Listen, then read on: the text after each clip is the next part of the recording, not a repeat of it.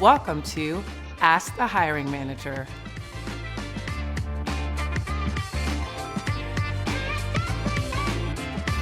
Hi, everyone, and welcome to another episode of Ask the Hiring Manager. Today we have Darrell Perry with us, and we're talking sales.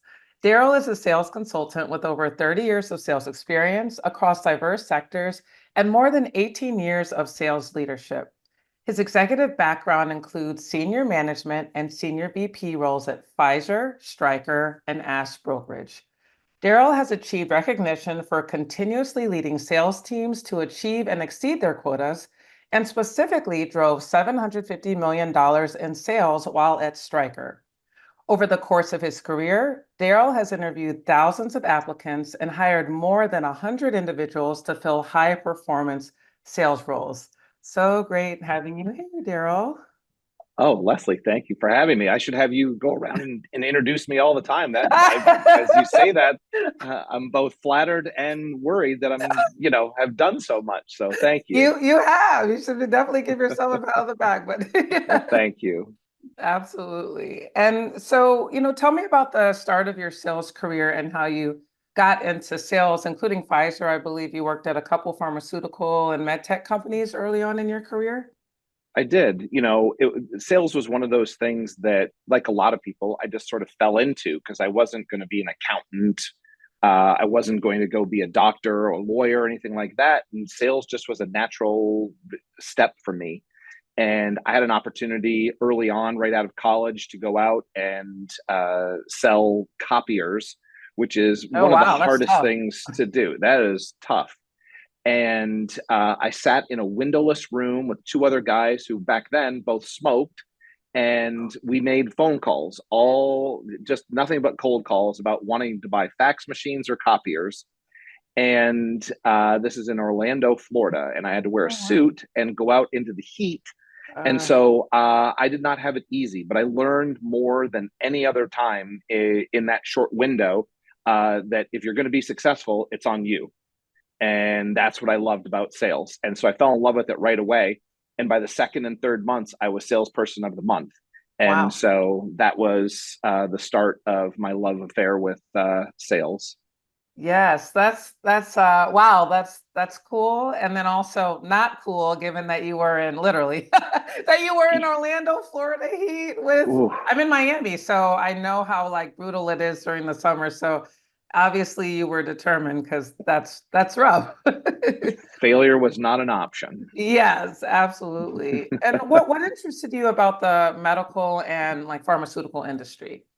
So again, got lucky. And my father was a surgeon. And, his vision of medical medicine was just purely be a doctor. And I didn't know that there was the business side of medicine. And I happened to live in an apartment complex where all of the pharmaceutical reps in the far western edge of Chicagoland, all the reps lived. Hmm. And I got introduced via that and had an opportunity and was very lucky to get a job with Bristol Myers Squibb back then. And I spent 3 years there and then got recruited away to go to Pfizer, which at the time Pfizer was the fastest horse in the race. They were growing so quickly. They had so many top level products, and it was a no brainer for me to join them and just was absolutely the best opportunity that I could have possibly had at that point in my career. Wow. And as you mentioned Pfizer, which yes, like big name in the pharmaceutical and medical industry. Also, Stryker, who you've worked for, is a world leading medical technology company and an extremely high performing sales organization. So I'm assuming probably like Pfizer, it's pretty competitive to land a job there. So what brought you to Stryker, and how did you set yourself apart as a qualified candidate during your interview process? So I was again, and lucky is going to be a pretty much of a theme through all of this. I spent 6 years at Pfizer, and I had some of the best leaders I could have possibly had, who prepared me for opportunities far beyond just being a salesperson. And had an opportunity where a recruiter called me and just said, "Hey, I've got this opportunity with Stryker." I didn't know near enough about it at the time. which is funny as I look back now, but back then it wasn't a household name. And I sat down with the recruiter and we went through what I was looking for. And he prepped me pretty well for the interview. And when I sat down with the hiring manager, it was probably 5 minutes in, and I knew this is where I wanted to go. Hmm. And hopefully vice versa for them. I'm sure, given that they brought you on. Yeah, 100%. Yes, for And so, sure. out of curiosity, what was different about what you did in your role? I know you were a sales rep at Pfizer, correct? What Correct. was different about what you did in your role as a rep at Pfizer versus at Stryker? So there's several big differences. One, at Pfizer, you really are more in the marketing space because you're not actually selling to the end user. I'm selling to the person to recommend it to the end user. And so while the doctor plays a huge role in that, ultimately there's a lot of things that can go wrong between my discussion with the physician and the actual fulfillment of the prescription when you're at Pfizer. They could not be on formulary. The pharmacist might talk them into something. They might know a next door neighbor who's on a different drug who says, hey, this is the one you should be on. And people tend to listen to that more than their doctors, which is hilarious to me, but a whole nother discussion. Where at and you would work as a team, so you had people that you were working with that were counting on to help, get in front of those physicians as well. Where at Stryker, it was 100% commission, and it was you did the work, you got paid for it. And so that was a big change for me from going from a what I will say is a comfortable sales Salary. position to the absolute most uncomfortable position I could have put myself in. And it was like being shot out of a cannon every single day. And I wouldn't have traded it for the world. It was the best. The 3 years I got to spend as a salesperson was probably my favorite time I'd ever had in my career. Wow. So you're kind of, it sounds like you're driven by that, I don't know if high risk, but you know what I mean. Right, the needing to be thrown into. High risk, high reward. Yeah, Absolutely. exactly. It is high risk. And Exactly. but I also really believed in myself, and I knew Yes. that if I wanted to be as successful as I wanted to be, I wanted to count on me, not 4 or 5 other salespeople like I did at Pfizer, to actually do your job. And so the chance to get out and really prove myself, again, failure was not an option. I could not allow my young family at the time to Mm. suffer because I made this big switch. And so every day, fear is a wonderful motivating factor for anybody. Fear of failure especially. I was exactly going to say the same thing. I was going to say failure or like what you literally just said, fear of failure. That's a big motivator. So For yeah, sure. either sink or swim, and obviously you swam. Yes, yes. And so while at Stryker, you were promoted, just knowing a little bit about your background, from sales rep to senior regional manager. How did the scope of your role expand, and what were some of your responsibilities as senior regional manager? So, when you become a manager, everything switches from me to we, Yes. right? And that's a big mind shift for a lot of people. And for me, it was something that was natural. It's what I wanted to do. I was interviewing for opportunities at Pfizer before I had gone to Stryker to go and lead teams, and it just didn't work out for a variety of different reasons. And so when I was approached about the idea of taking on a regional manager role, I jumped at it right away.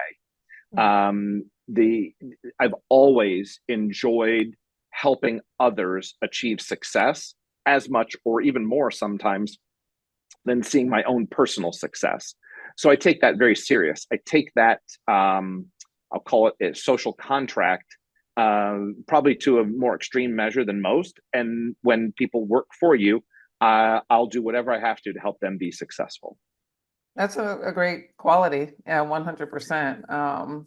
Very nice. And then, as I mentioned in the intro, you led your team to achieve 750 million in sales. I believe this was over an 11-year time frame. So that this sounds, first of all, like a major achievement. What actions did you put into place to drive high sales?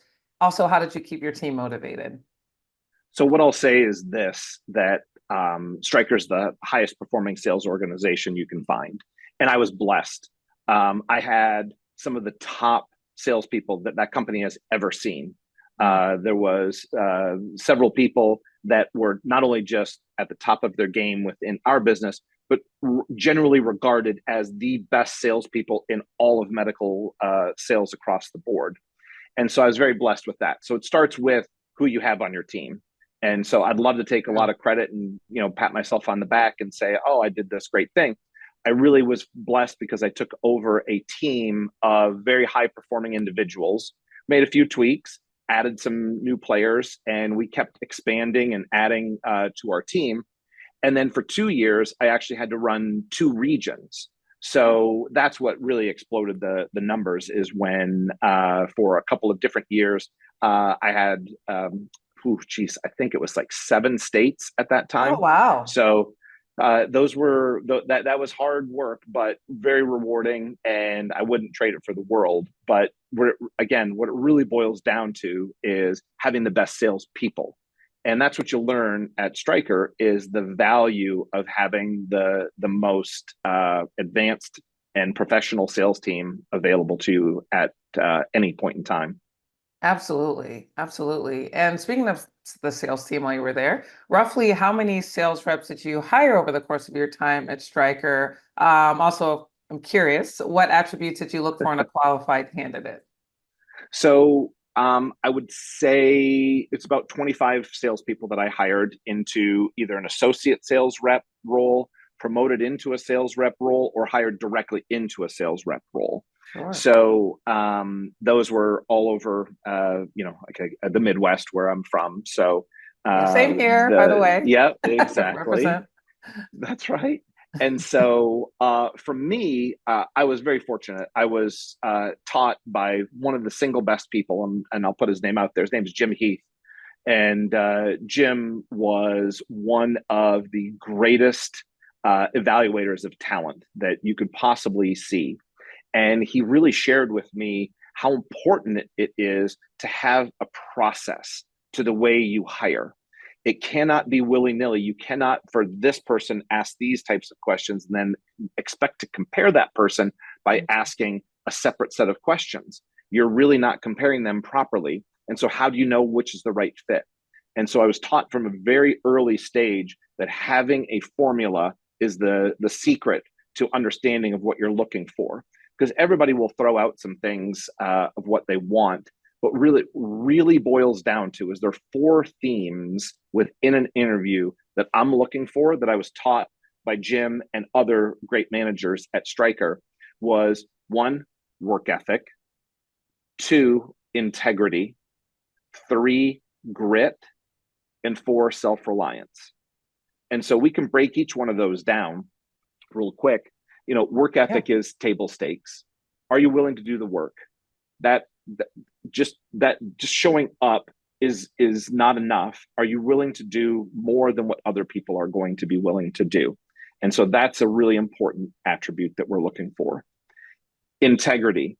There is no right way to do the wrong thing.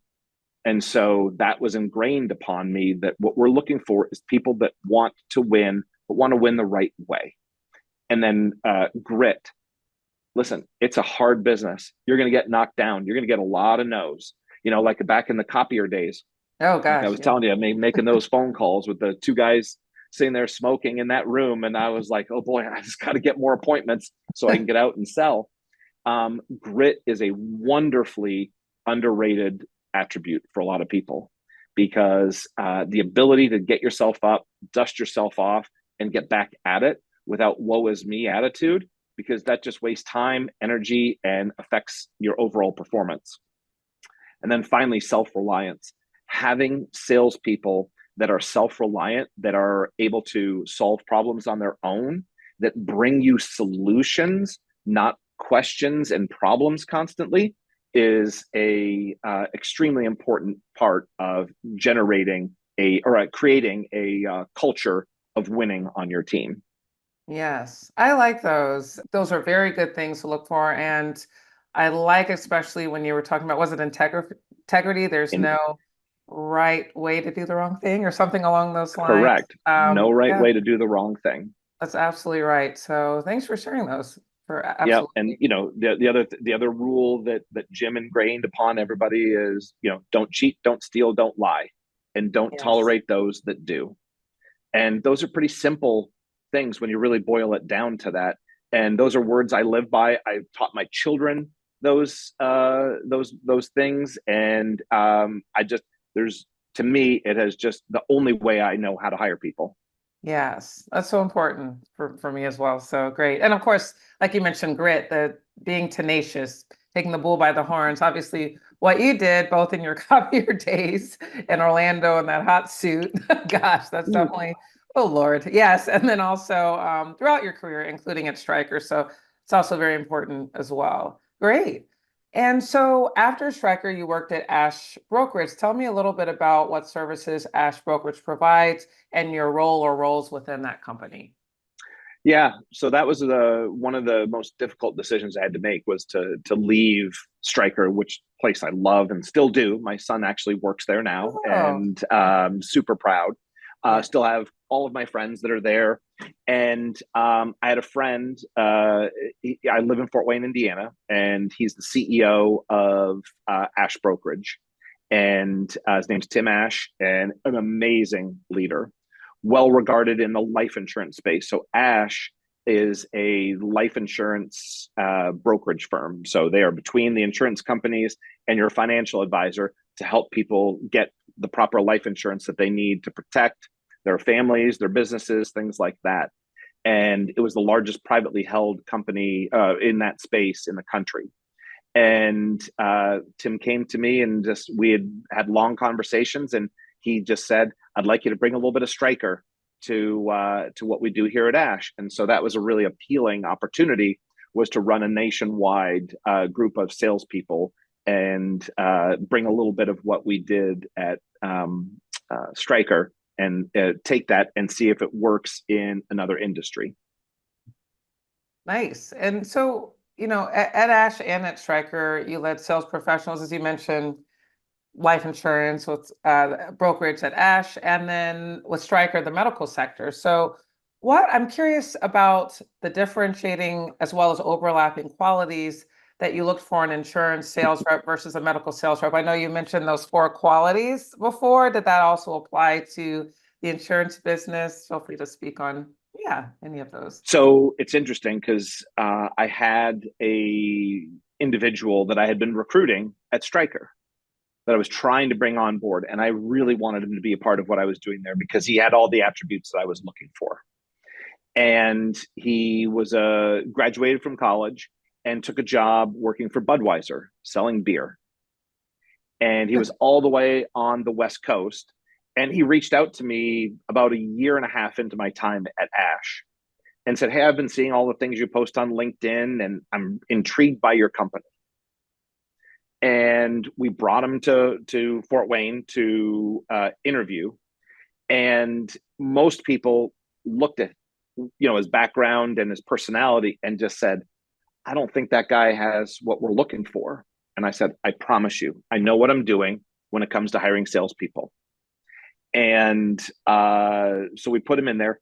Never had a single day of financial training in his career outside of school. He was selling beer, and within a year, he was one of the top performing salespeople we Wow. had, and continues to today as one of their top salespeople in terms of his knowledge base, in terms of his work ethic, in terms of his grit, his integrity, all the things that I look for. He had I would put as a 10 out of 10 in each one of those. And it still is just absolutely top of his field when it comes to that. Wow. In addition, they had some other people on their team that were in roles that I didn't think necessarily fit them, that they actually should have been in sales. Hmm. And I moved one particular individual over, and he took over the single largest account that Ash had in less than a year. And again, continues to live and work at that 10 out of 10 on the work ethic, integrity, grit, and self-reliance. So Wow. yes, I am a firm believer that those attributes, when discovered, transferable. It doesn't matter where they are. And I imagine if I went to any industry and I talked to any sales leader and I said, "Look, help me describe your 3 top salespeople," they fall into those buckets 99% of the time. Yes, and as you mentioned, that individual, I forgot if you mentioned his name, but that shifted from the beer industry to, was that at Ash? You were mentioning at Yeah, Ash at Brokerage? Ash. Yep. Yeah, like Hmm. yeah, you saw something in him that maybe others didn't, and as you mentioned, those four qualities, being able to be transferable across industries, because he obviously was able to adapt to life insurance and the insurance business. But it was those really four core things that you mentioned that was able to have him be successful, or that you saw, or you recognized in him. 100%. 100%. Yes, that's good to know. I'm a firm believer in that too. Somebody can be knowledgeable on something, and certainly that doesn't hurt, but there are other driving factors for success and longevity, I think. So Skills and product knowledge can be taught, character yes, cannot. that's very true. That's very true. What are some, of course, I'm going to ask this question. What are some pros and cons you've spotted when looking at a resume specifically for sales professionals? So I try really hard not to spend a lot of time on their resume. I know that you Yeah, spend a lot of time and you're great at that. sure. I think that what you provide is really great because a lot of larger companies now are using the scanners and figuring out, Yes. where to put people.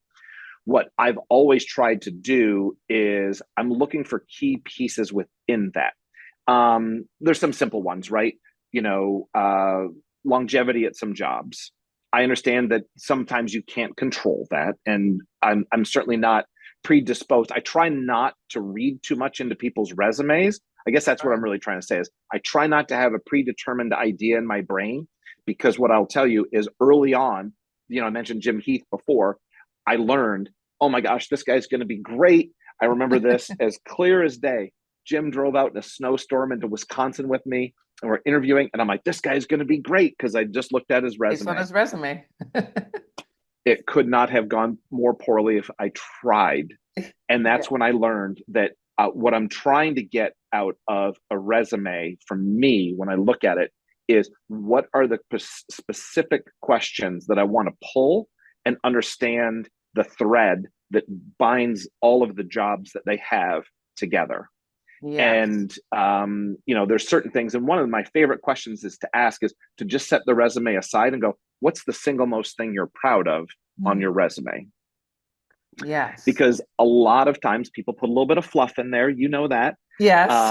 And so I'm really trying to drill down so that I understand what they find to be their most important contribution and accomplishment, excuse me. Yes. So when it comes to a resume, I want to see obviously no spelling errors. I don't want to see any grammatical errors. I want to see it look clean. It's a reflection of who they are when they first show up to the door. And I want that to be how that looks to me.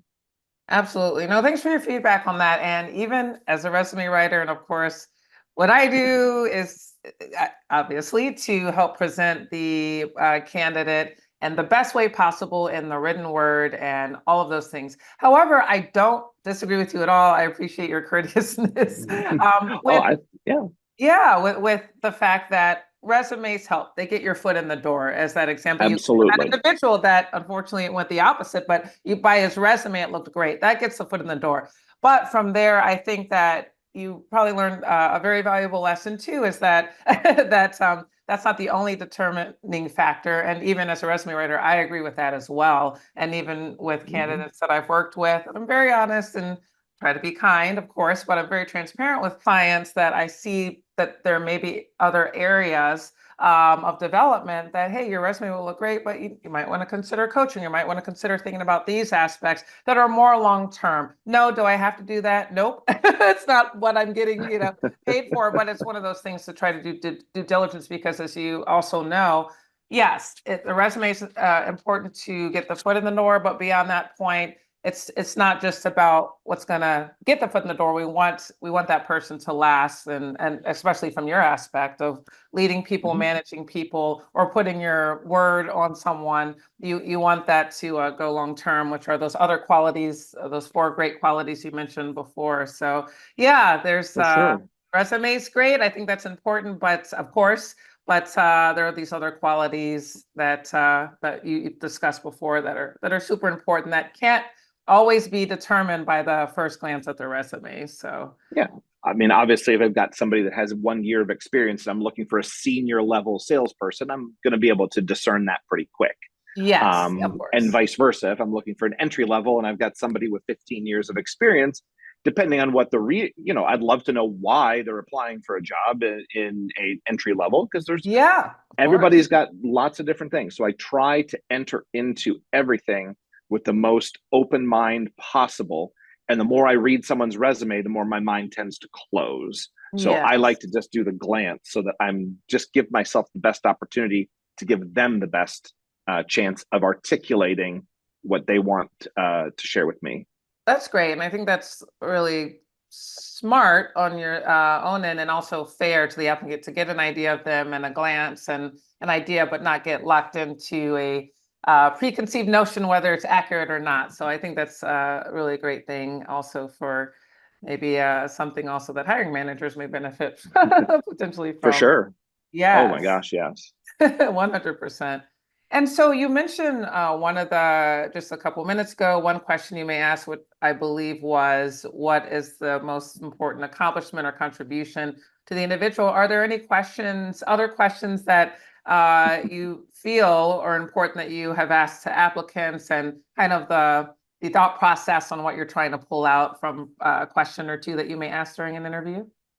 So Leslie, like I said before, I was taught to have a very regimented way of doing things. And the one other piece that was shared with me was don't fall in like with candidates too early, Hmm. because it's so easy to root for people and you tend to shade your questions one way or the other because you like them.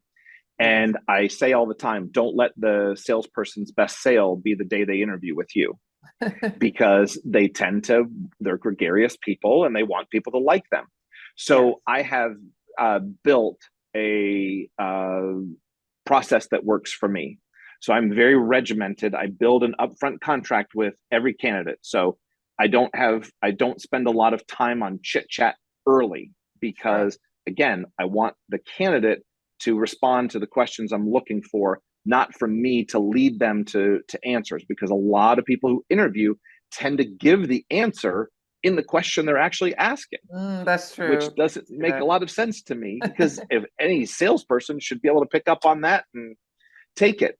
So I tend to share with them, we only have a half hour.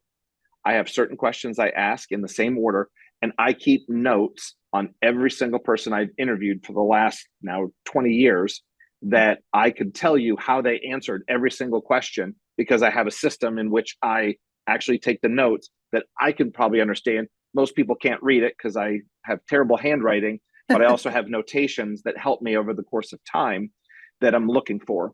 And so we agree upon those rules, and then I say, then we're going to spend time on your resume. Then you get to ask me questions.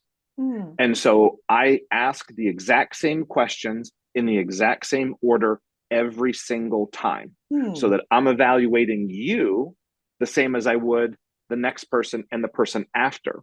And it comes in real handy. I have a client that I interviewed a salesperson for, and I passed.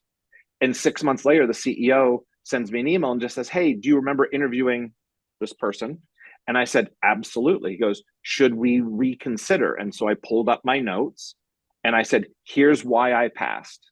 And I could articulate it perfectly. And he said, "That's all I need to know. Thank you." Hmm. And it saved us from making a mistake.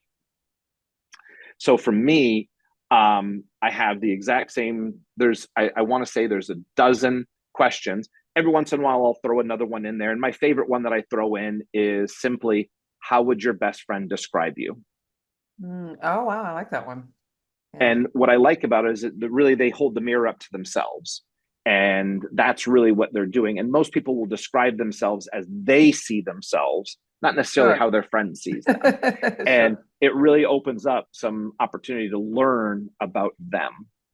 But like I said, so we at Stryker used Gallup Strength Finder, Sure. And so the questions are all based off of StrengthsFinder and built around our highest performing people that we had at Stryker and modified. And over the course of time, I've changed them and modified them into what I'm looking for. Sure. And they help me identify those four categories of the work ethic, integrity, grit, and self-reliance. That's right. Yes. And so that usually takes about 12 to 15 minutes. And then we spend about 5 to 7 minutes on resume.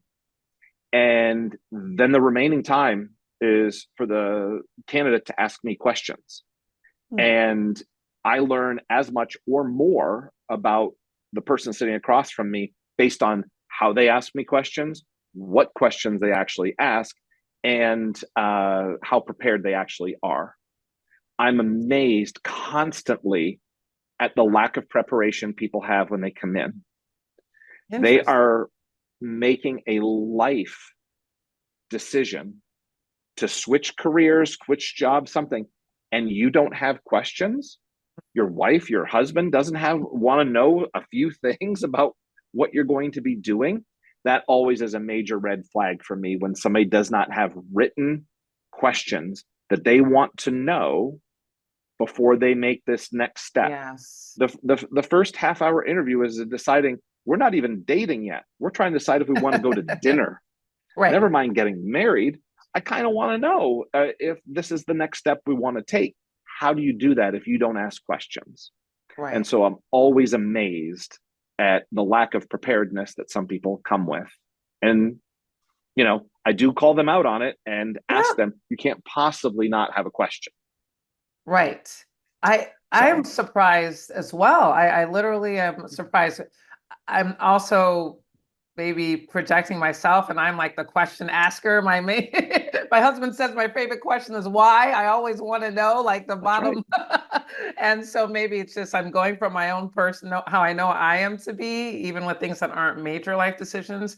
But especially like you say, with a major life decision, that actually surprises me greatly, especially if the person's not like 18 or 21 and Yes. just new.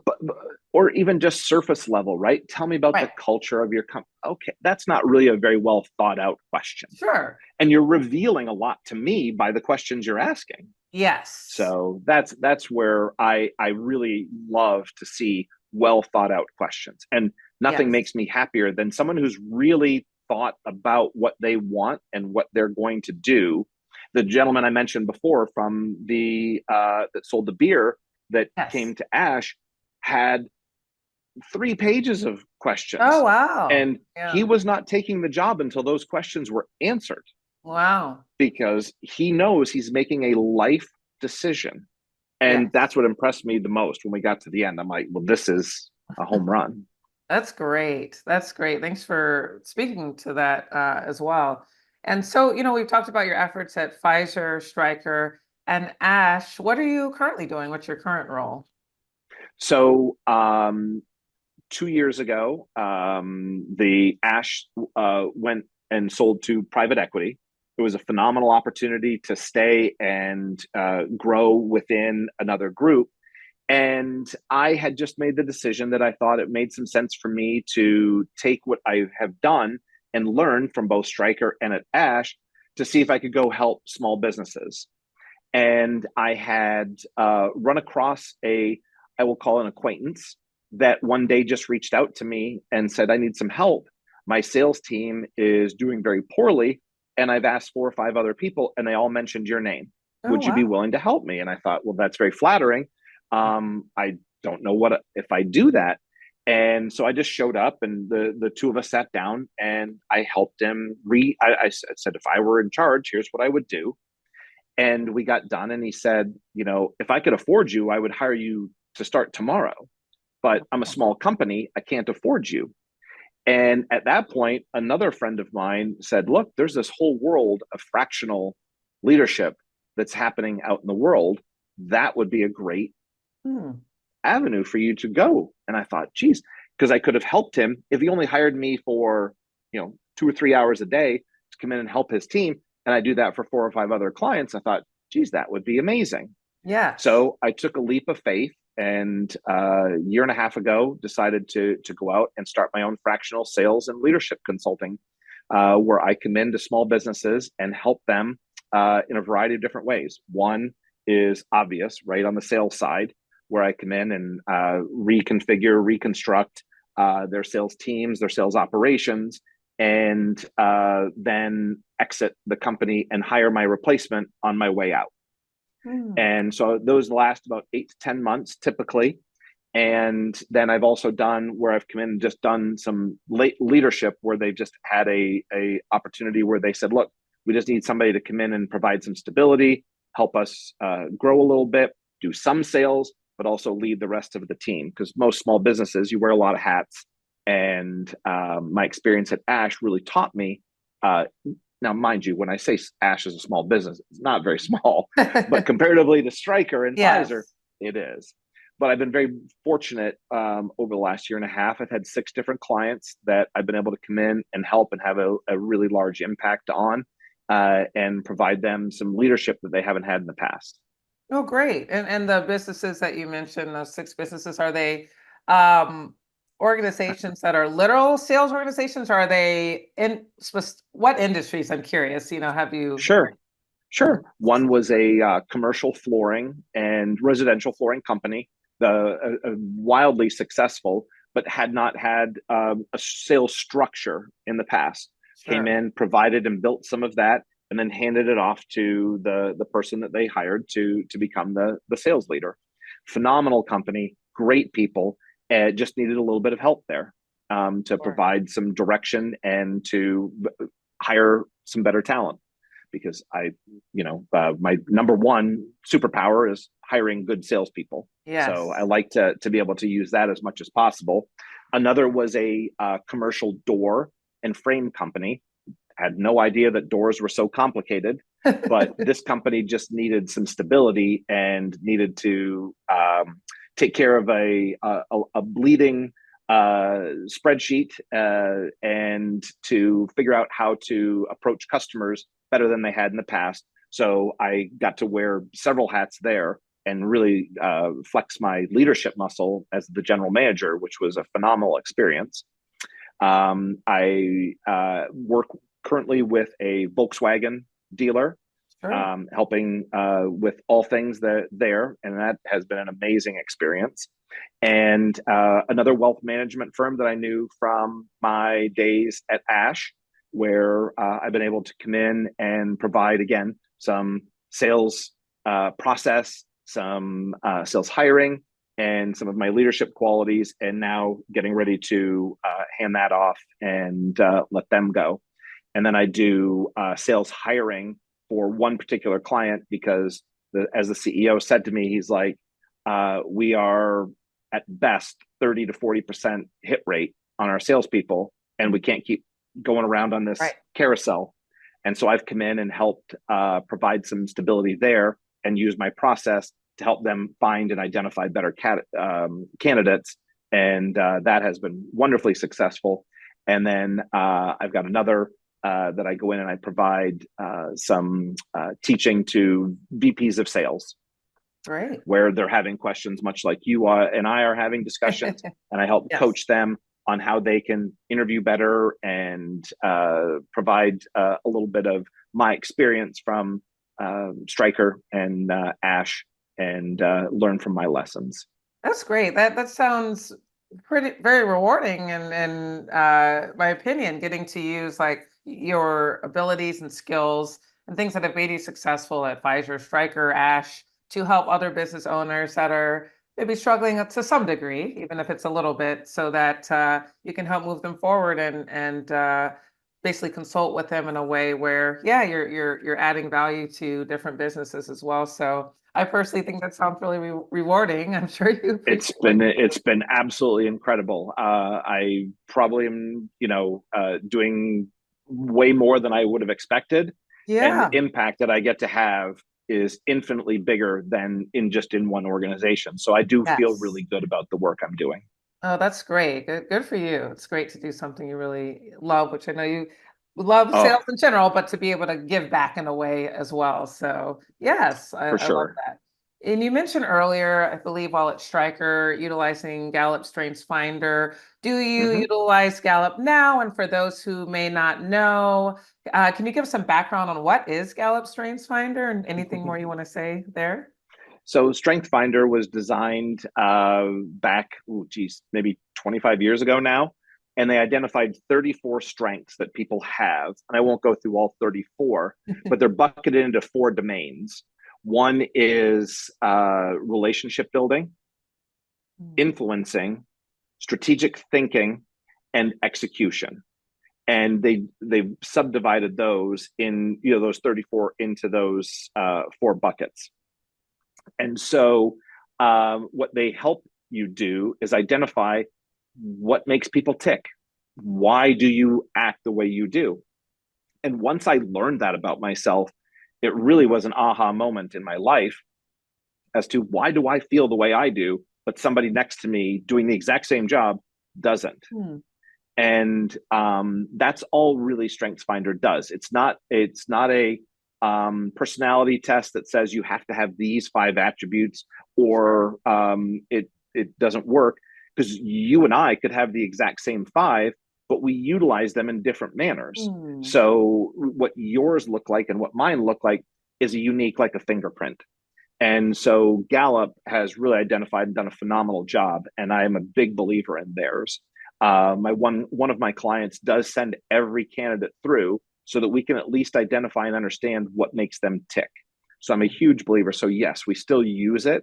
I use mine almost every single day. I had my children, both of them do Strength Finder in high school, so Oh, they wow. understood themselves so that they could prepare for college, for their career, for what that is, and they could understand themselves a little bit better. And so that's all it really is just understanding why you do the things you do. For Hmm. me, my five top strengths, my number one is responsibility, which I think you can hear. I take Yes. great pride and great care in having an amazing sales team that I protect. And, my number one job there is always to provide them the tools to be successful and clear any obstacles out of their way. And I take that responsibility, no pun intended, very, very seriously. Yes. My number two is consistency.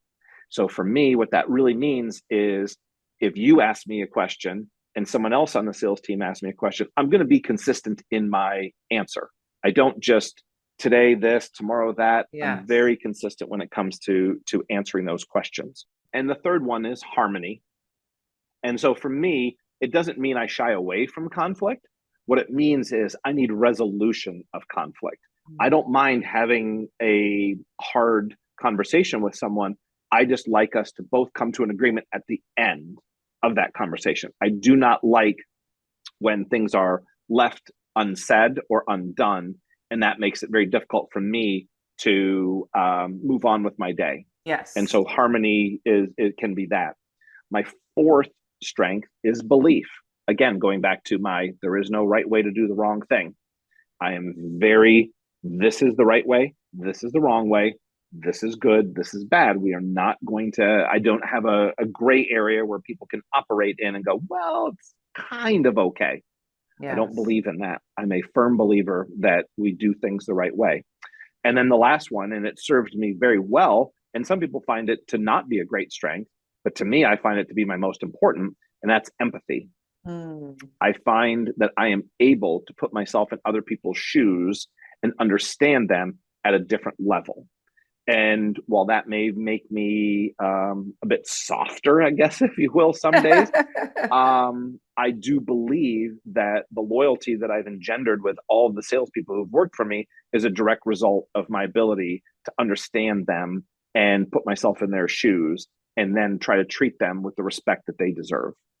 Yes. Oh, I love that. And I'm huge on empathy and softness in the case, because you're not too soft, but softness, I think Oh, empathy is so important in this world and yes. in my opinion. And so I think it's a wonderful attribute to have along with those other strengths that you mentioned. So that's Yep. great. Obviously, it's played out throughout your career. I can tell with both your connection with the individual from just stating one of the many, many individuals, I'm sure. The Sure. beer guy, I'm going to call him the beer guy now, as well as other people who you worked with, being you didn't mention the term reliable, but some of those attributes to me also speak to that you're a reliable person, you're empathetic.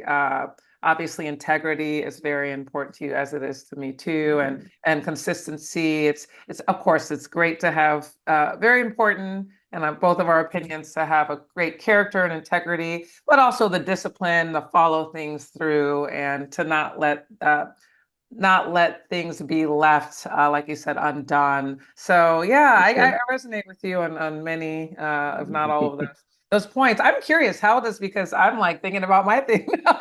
Yeah, see, How does everybody does it. I know how does one like be able to find out their strengths, or do they go to a Uh-huh. website or Go on strengthfinders.com, and it's yeah? I forget how much it is. I think it's $20, maybe Okay. 25, Oh yeah. but it's well worth it because you just learn so much about yourself. Yes. Okay. I may be doing that later after my work day here. Yeah. That's awesome. I love that. Yeah, very great. When I do, I'll let you know what my strengths are for sure. Please do. You probably latching onto a few of them, but I'm pretty good at it, but I'm yes. not perfect. I don't know Yes. anybody that's perfect, but I'm pretty good at it sometimes. Yes. So Yes. Yes. So I'll keep you posted for sure, for sure. awesome. Great. And then why is what you do different from what other consultants in your space may do? Sales guy, So asking you the yeah, sales yeah. pitch. Oh, thank you. I appreciate that. No, I think what separates me is my experience in hiring, right? Because that's the number one issue across the board. For it doesn't matter if you're small business, large business, everyone's fighting for talented people. How do you identify those people?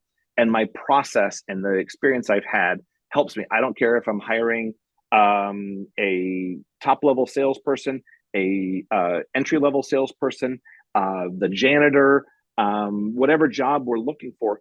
Culturally speaking, the floor is set every single time you bring somebody into your organization, and making sure that you've done your due diligence by asking the proper questions, regardless of that person's role, helps you elevate the culture of that business.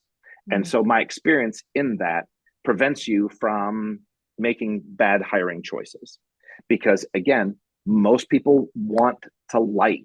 I mean, if you ask anybody, well, why did you hire them? Well, I really like them. Well, what did you like? And they can't articulate it. I just did. I just like them. Hmm. I like this about them. I like this. I'm not in the like business. I'm in the be assured business.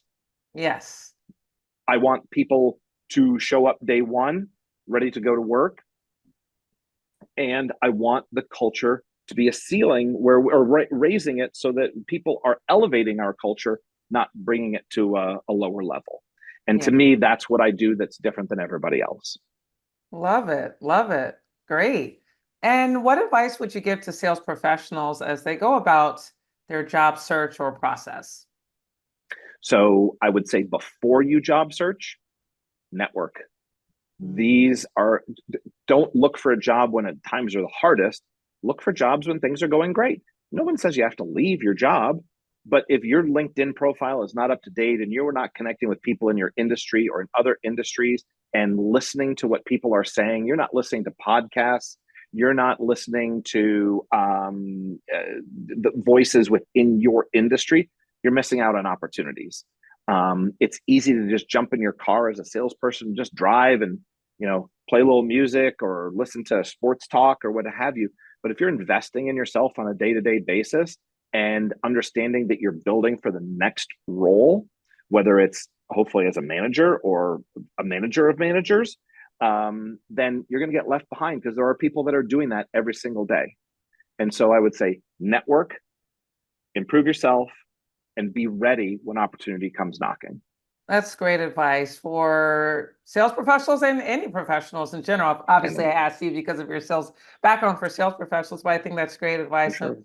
Of course, I'm going to back, in addition, one of the things he said, and not out of just my own self-interest, but yes, I agree. Have your LinkedIn profiles like, Oh, presented very well because, these are the hiring managers, as you probably know, other than a resume, immediately go to LinkedIn profiles. So it's really important to have that, looking snazzy, as to say, and representing. yeah.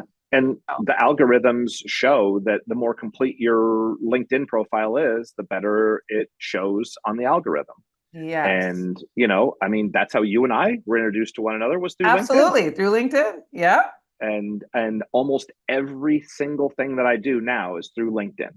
Yes. And a lot of the things I do too. So it's super important. So thanks for mentioning that to people as well. But networking and as you say, not just looking for a job when times are bad. And it's always good to network for the job, but also just to, like you say, be knowledgeable, even with podcasts and informing oneself, in addition to, of course, being more prepared in the event that the individual wants to make a job shift, which is, I love learning. So I think it's great to connect with others, even with talking with someone like you today. I just love learning new things. You never know when someone's going to tell you something, whether they're in your industry or not, that's going to be an aha moment or something that you could learn from. So I love learning too. So just as a side note, Yeah, it's great. You never know what you're going to learn from someone new.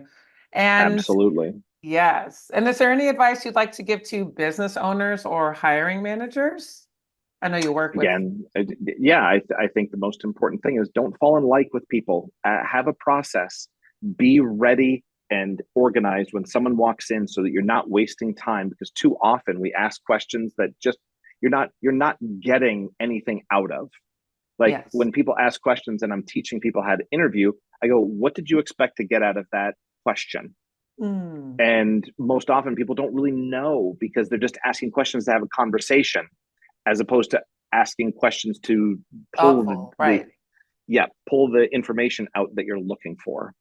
Yes. I think that's very important. Good tips. Good tips for Yep. sure. How can people get a hold of you? And obviously, they've learned a little bit through this conversation about what you do, but how do people stay in touch with you and keep that contact going? Obviously, LinkedIn is awesome. I love anybody who wants to connect there. I do have a website, and it's Darrell Perry, all one word.com, or they can reach me at my email, Darrell Perry, all one word, at comcast.net. Great, great. Well, guys, definitely viewers and listeners, definitely keep in touch with Darrell. It's been so great, Darrell, having you here on this show today, podcast. You've added a lot of value. I've also greatly enjoyed the conversation. I could literally feel like I could talk to you for hours. So Likewise. thank you again for being here. Thanks again to all our viewers, and stay tuned for the next episode of Ask the Hiring Manager. Bye, everyone. Welcome to Ask the Hiring Manager. I'm Leslie Hunter, president of Resume Makeover. I've been helping job seekers for nearly a decade to acquire their dream jobs and achieve the income they desire, from entry-level applicants to C-suite executives and everyone in between. From your resume to your cover letter, LinkedIn profile, bio, or website content, I'm here for you. And now I'm going to open the door and interview some of the top hiring managers so that you can have the insight that you need to book the jobs that you want. Welcome to Ask the Hiring Manager.